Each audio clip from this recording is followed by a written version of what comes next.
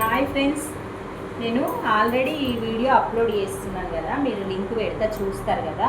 ఒక్కసారి ప్లీజ్ ఏమనుకోకండి. నేను ఏం చేసినానంటే ఫస్ట్ టోటల్గా బ్లౌజ్ సైజ్ అనేది చూసినాను. మనం ఎప్పుడు కానీ సైజు బ్లౌజు టోటల్గా చూసుకొని ఈ సైజు బ్లౌజ్ టోటల్ దాని మీద మనకి ఎంత వచ్చిందో మనం అంతా అనుకుంటాం కదా. ఇది 38 వచ్చింది. 38 ఏది వేస్ట్ సైజ్. ఇప్పుడు చెస్ట్ సైజ్ కొలుసుకుంటాం. చెస్ట్ సైజ్ కొలుసుకుంటే ఇక్కడ సగం పార్టే కొలుసుకుంటాం, వెనక భాగం. నేను అంటే వీళ్ళు నేర్చుకునే వాళ్ళు కాబట్టి నేను కూడా కొంచెం టెన్షన్ రాగమాగ ముందుట్లా వీడియో తీసినట్లా వాళ్ళు కామెంట్ చేసిరు, వాళ్ళ తగ్గట్టు ఉంది అనుకొని ఇది కూడా 25 ఉంది. ఎలాగొచ్చింది 25?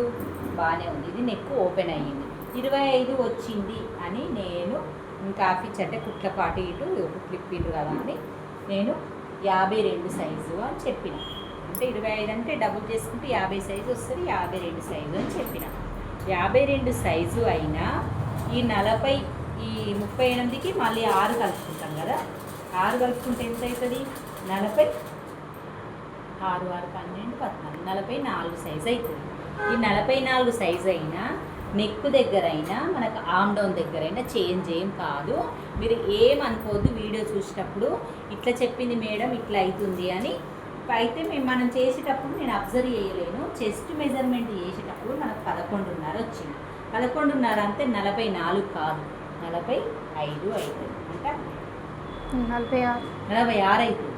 అంటే 46 సైజు. ఇది మొత్తం 46 సైజులా మనకు నెక్ డీప్ రావడం వల్ల మనకు లాగినట్టు కాదు, అంటే ఇట్లా పట్టినట్టు కాకుండా మనము ఈ దానికంటే కొంచెం ఎక్కువ పెట్టుకున్నాము కాబట్టి మనకి ఇది 52 సైజు కాదు, 46 సైజు.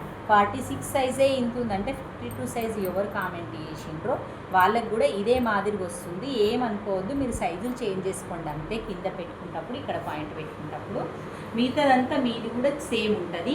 ఒక్కసారి మీరు ఆమ్ రౌండ్ చెక్ చేసుకొని దాన్ని బట్టి ఈ షోల్డర్ జరపండి, ఈ ఆమ్ రౌండ్ జరపండి. ఆ 2 పాయింట్లు చేంజ్ చేసుకొని మీరు బ్లౌజ్ కట్ చేసుకోండి.